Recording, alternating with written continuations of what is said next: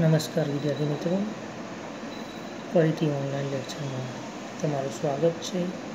વિમલા વિદ્યાલય Shri ST. ઝવેરી arts college પર BSM1 subject Sanskrit FE 101 subject code તમારો. બુકનું નામ છે કમ્પલસરી સપના વાસંદત્તમ. 1 થી 3 અંકના નાટકમાં તો આપણે 3 યુનિટનો અભ્યાસક્રમમાં પ્રથમ તો 3 અંકનું કથાવસ્તુ ચર્ચા કરી. ત્યારબાદ કથાવસ્તુમાં આવતા શ્લોકોનું ભાષાંતર, જે આપણા પ્રથમ પ્રશ્નમાં પૂછાય છે તે વિશે ચર્ચા કરી. ત્યારબાદ આપણે એનો વિભાગ, રેફરન્સો, પૂર્વ સંદર્ભ વગેરે ત્રણેય અંકમાં આવતા પૂર્વ સંદર્ભો વિશે પણ આપણે ચર્ચા કરી. ત્યારબાદ યુનિટ 2માં આપણે જનરલ પ્રશ્નો અને ટૂંક નોંધો વિશે યુનિટ 2 અને 3 બંને વિશે ચર્ચા કરી. અને ગયા લેક્ચરમાં આપણે વાસંદત્તા ન્યાસ પ્રસંગ વિશે ચર્ચા કરી. હવે આપણે આ 3 અંકોમાં 1 થી 3 અંકમાં બીજો પ્રસંગ આવે છે બ્રહ્મચારીની પ્રસંગ. તેના વિશે આજના લેક્ચરમાં આપણે ચર્ચા કરીશું.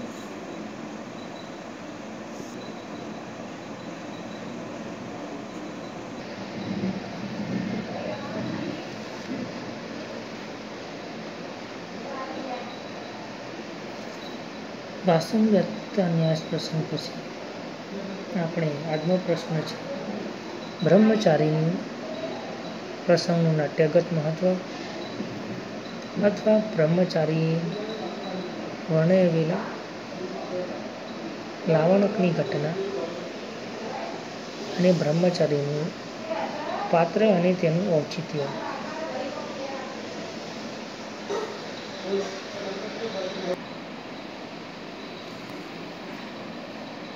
બ્રહ્મચારી પ્રસંગ અને બ્રહ્મચારી પાત્ર અને તેનું ઔચિત્ય વિશે વર્ણવ. તો હવે આપણે આ પ્રશ્નની ચર્ચા કરીએ. ભૂમિકા જોઈએ તો સ્વપ્નવાસન, ભાસકૃત સ્વપ્નવાસન નાટકમાં પ્રથમ અંકમાં સાકાર થતો બ્રહ્મચારી પ્રસંગને નાટકની પૂર્વ ભૂમિકાને સમજવાની ચાવી છે.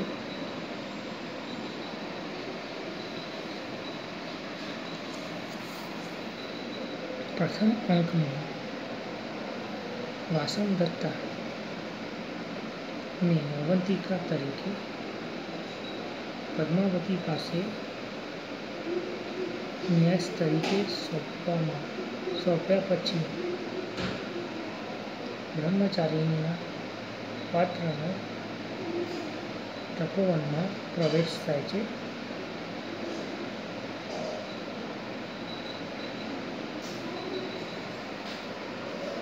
તે રાજગૃહનો નિવાસી હતો. વત્સદેશુ લાવણક નામના ગામમાં વિશેષ વેદ અભ્યાસ માટે તે રહેતો હતો.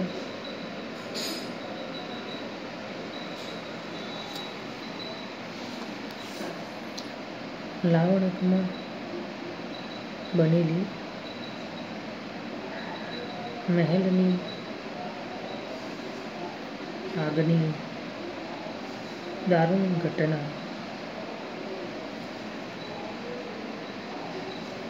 તેમાં મંત્રી અને રાણીના થયેલા મૃત્યુ વગેરેથી તે આઘાત પામીને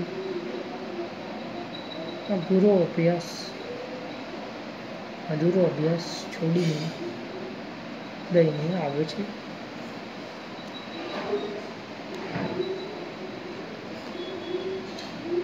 સંન્યાસીના વેશમાં રહેલો યોગેન્દ્ર તેને પ્રશ્ન પૂછીને સર્વ વાત કઢાવે છે. તે નાટકનું પડદા પાછળ બનેલો મહત્વનો બનાવ જણાવે છે.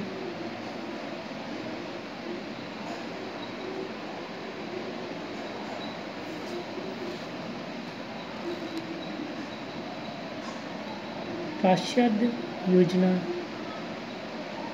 કથોપકથન શૈલી નાટ્યકાર ભાસે અત્યંત કૌશલપૂર્ણ પાશ્ચાત્ય યોજનાની પદ્ધતિને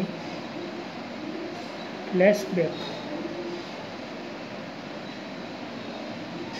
લાવણકના પ્રસંગ રાજમહેલમાં આગ વાસંગતા યોગેન્દ્રનું આગમાં બળી મરેનું કાવતરું વૃદ્ધ ઉદયનનું અપાર શોક તેને સાચવવા રૂમણવાને કરેલા પ્રયત્નો વગેરેની કથોપકથન શૈલીથી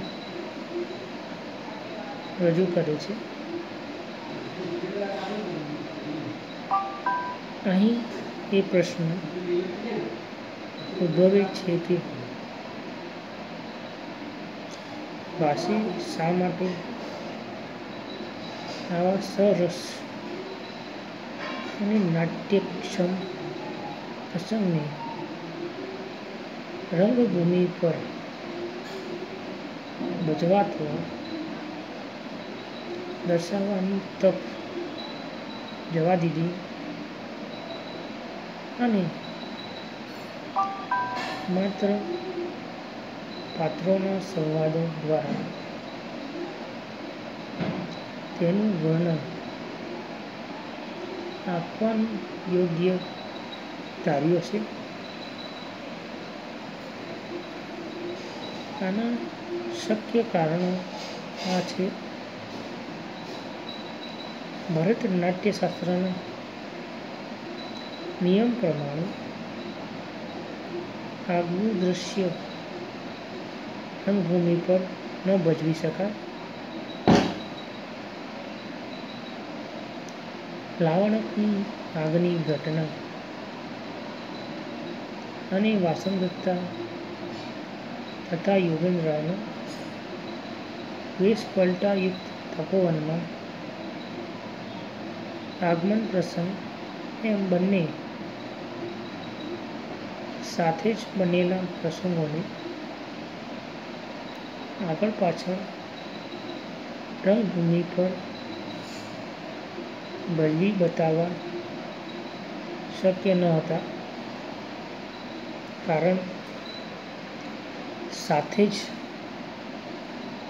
કારણ કે તે જન્માની રંગભૂમિ આધુનિક સેટનેટીસ અને સાધનોની સરખામણીએ આ અવિકસિત દશામાં હતી.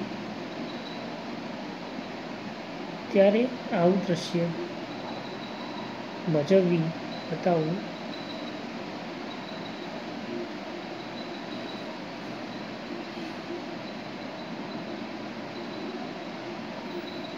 બતાવવું પ્રાય અશક્ય હતું.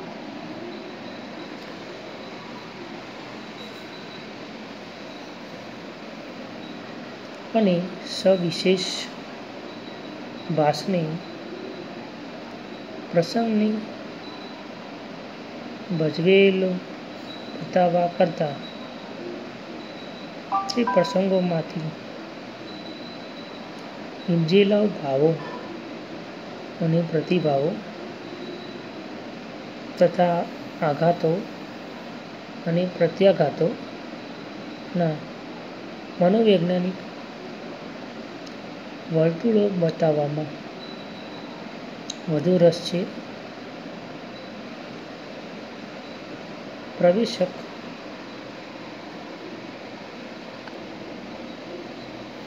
પ્રવેશક કે વિશ્વમ્ભરમાં લાવણ વૃત્તાંતને જો ભાસ રજૂ કર્યું હોત તો તે સાવ નીરસ અને બિનઅસરકારક બની રહેત.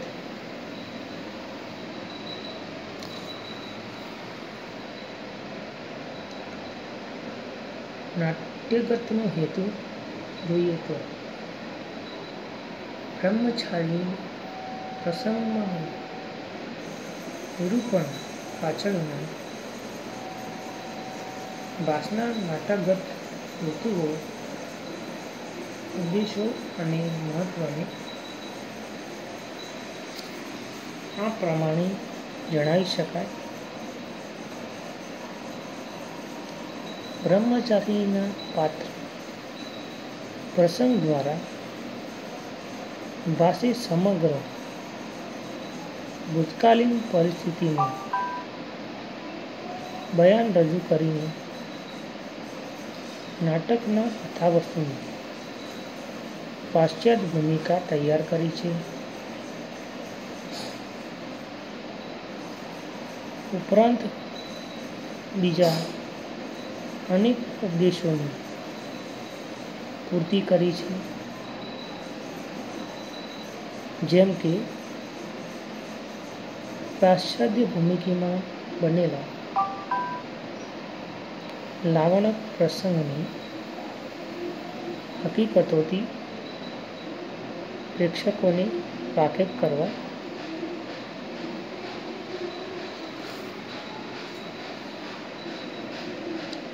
મંત્રી યોગેન્દ્રરાયને પણ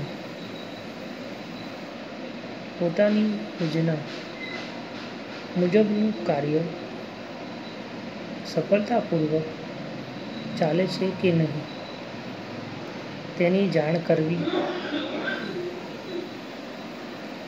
બ્રહ્મચારીના નિવેદનથી યોગેન્દ્રરાય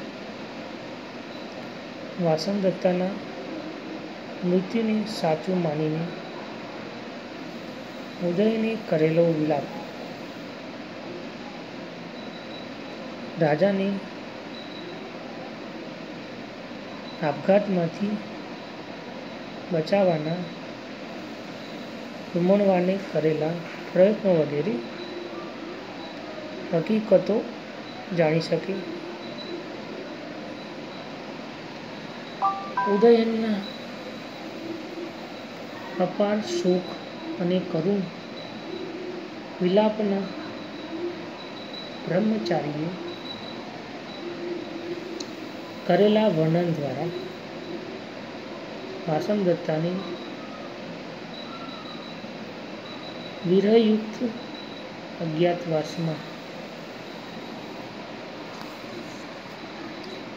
ટકી રહેવા માટેની એક મહાન આશ્વાસક શક્તિ પ્રાપ્ત થાય છે.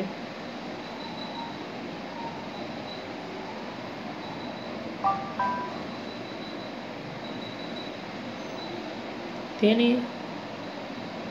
ઉદયનની પ્રેમની સાચાઈ અને ઊંડાણની સવિશેષ પ્રતીતિ થતાં તેની ઉદયન પ્રત્યેની અને જીવન પ્રત્યેની શ્રદ્ધા બળવત્તર બને છે.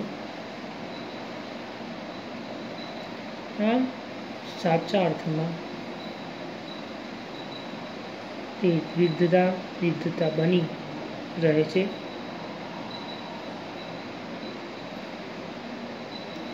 આ વર્ણનની વાસંગતતા પર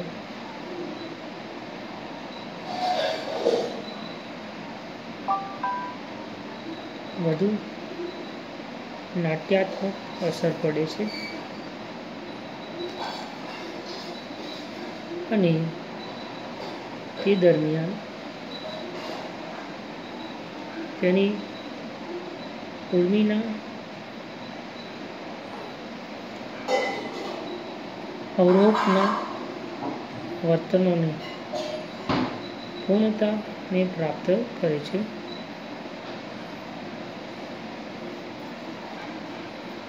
આથી વાસંદત્તાનું પાત્ર જીવંત અને વાસ્તવિક બને છે. તેના બ્રહ્મચારીના વર્ણનથી જ પદ્માવતી ઉદયન પ્રત્યે આકર્ષિત થાય છે. તેના હૃદયમાં પ્રેમ અંકુર ફૂટી નીકળે છે, જે તેના ભાવિ અને જરૂરી એવા લગ્નની પૂર્વ તૈયારી રૂપે નીવડે છે.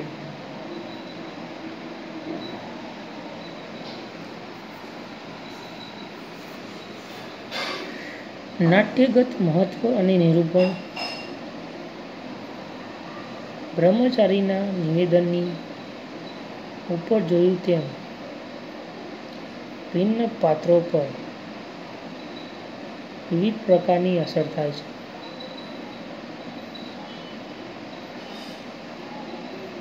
ભાસની રજૂઆત કલાત્મક છે. Doctor G.K. ભટ્ટ જણાવે છે કે તમે બ્રહ્મચારીનું નિવેદન રાગયુક્ત અને નાટ્યપૂર્ણ પ્રકૃતિસભર વર્ણનનો એક સુંદર નમૂનો છે.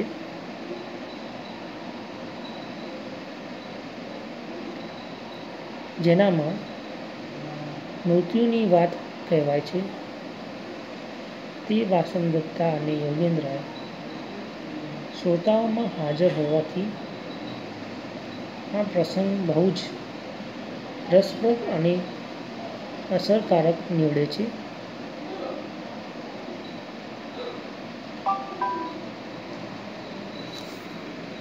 સમગ્ર દ્રશ્યમાં સત્યમ પતિતમ ઇતિ જેવી મનોહારક નાટ્યાત્મક વક્રોક્તિઓથી વાર્તાલાપ અને સંવાદો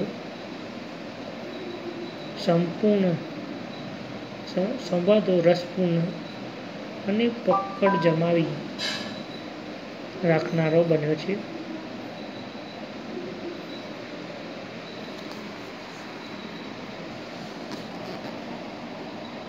આ પ્રસંગમાં ઉદયન વિલાપનો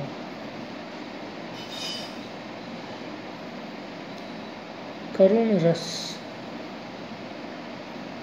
વાસંદત્તાનો વિપ્રલંબ શૃંગાર અને સમગ્ર પરિસ્થિતિ બનાવટી છે તેવો પ્રેક્ષકોના અદૃશ્ય ભાનમાંથી જન્મેલા માર્મિક હાસ્યની છાંટથી રસનિષ્પન્નનો અસામાન્ય અનુભવ છે.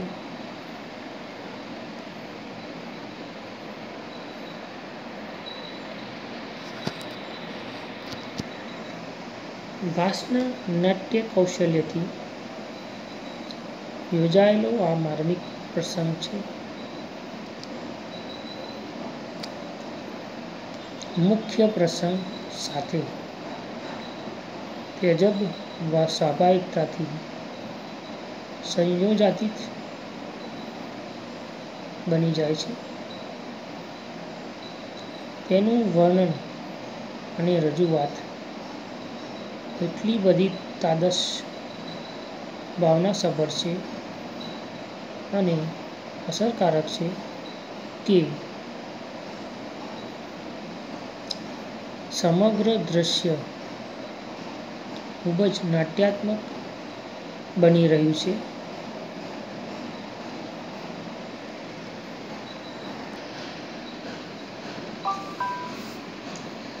બ્રહ્મચારિણીના પાત્રનું ઔચિત્ય જોઈએ તો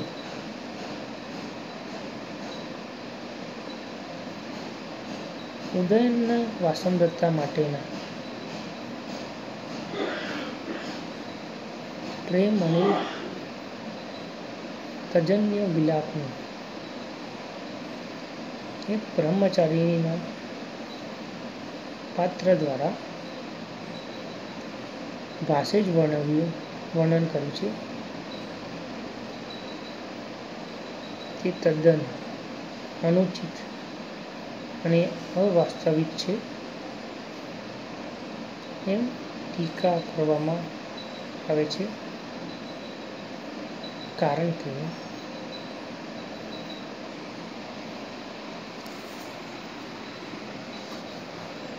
બ્રહ્મચારીનું પાત્ર એ બ્રહ્મચારી હોવા ઉપરાંત વેદ અભ્યાસી છે. તેથી ઊંડાણ તથા આવેશયુક્ત પ્રેમ ઉપર ઉત્કંઠાપણે ભારે મૂકતું નિવેદન પાત્રના મુખે શોભતું નથી. બીજા કોઈ પાત્ર વૃદ્ધ તાપસ કે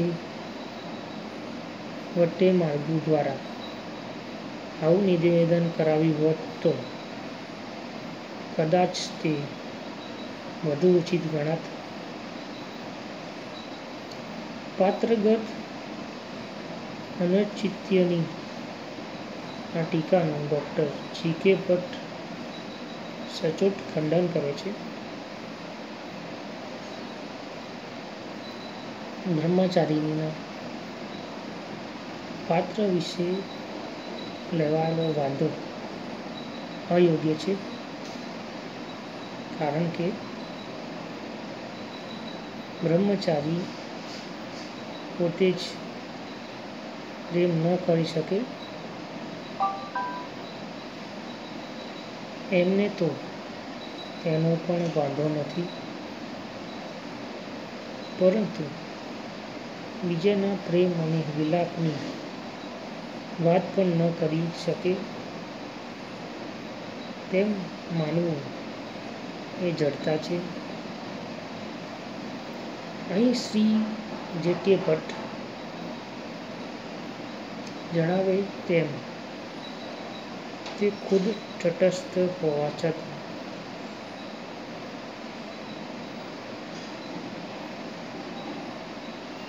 બ્રહ્મચારીની પ્રેમની વાત કરે.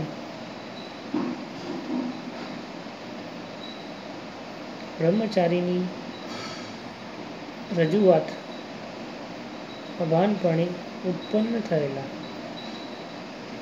માનસિક પ્રત્યાઘાતોની નીપજ છે.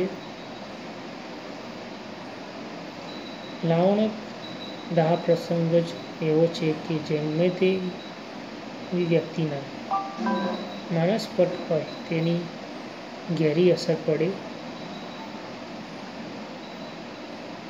બ્રહ્મચારીની પ્રેમની વાત કરે છે એ નૈતિક દ્રષ્ટિએ અયોગ્ય છે. એ આક્ષેપ પણ બિનપાયદાર છે, કારણ કે એ નિવેદન પાછળ તેની કોઈ અંગત અભિલાષા નથી.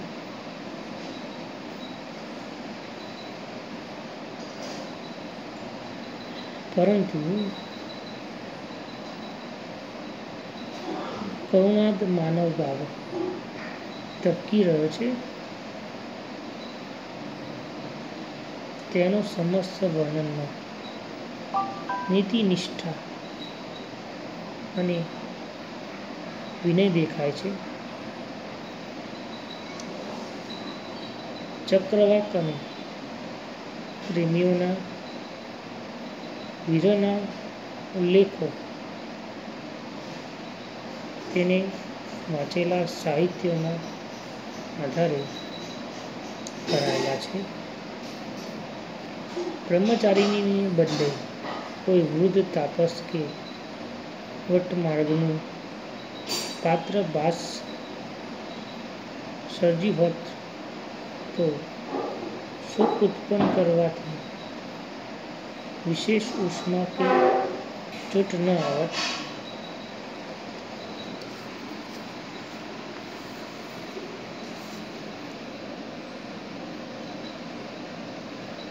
આ પ્રસંગથી જે ઘન ભાવવાહી અસર ઉત્પન્ન કરી શકાય છે તે શક્ય ન બનત. ઉલટું વૃદ્ધ તાપસનું પાત્ર હોત તો જીવનની ક્ષણભંગુરતા અને પ્રેમ અને સંસારની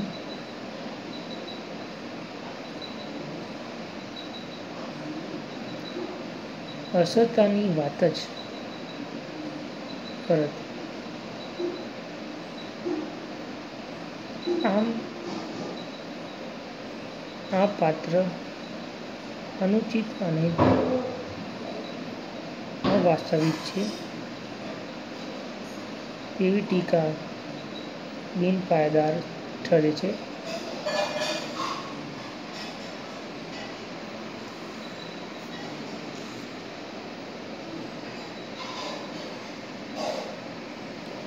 ઉપસંહાર જોઈએ તો સમગ્ર રીતે જોતા બ્રહ્મચારીની વર્ણવેલું આખું દ્રશ્ય ભાસના નાટ્યાત્મક રચના કૌશલનું એક અજોડ દ્રષ્ટાંત છે. Doctor G.K. ભટ્ટના મતે મુજબ બ્રહ્મચારીના કથનમાં આપણું ચિત્ત ચોંટી જાય છે. અટકતા અટકતા કહેલી બધી હકીકત શ્રોતાઓના પ્રત્યાઘાતના ઉદ્ગારો કે પ્રશ્નોથી વચવચમાં પડેલા ખંડ એ બધા એ કથનને રસપૂર્ણ બનાવે છે. વળી વક્તા અને શ્રોતાની માનસિક પ્રતિક્રિયાનું ચિત્ર આપવાથી કથનમાં માનવતાનો ભાવ પણ સુંદર રીતે વર્ણવ્યો છે. ઉપરાંત બનાવમાં રહેલી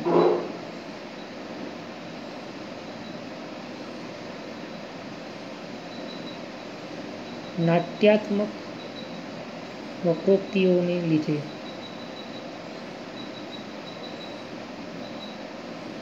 જ માર્મિક હાસ્ય રસ અજાણતા આવ્યો છે. તે આ કલાત્મક દ્રશ્યને આલેખનની પૂર્ણતા આપે છે. ભાસે લંબાણભરી નીરસ કથન પદ્ધતિ ટાળીને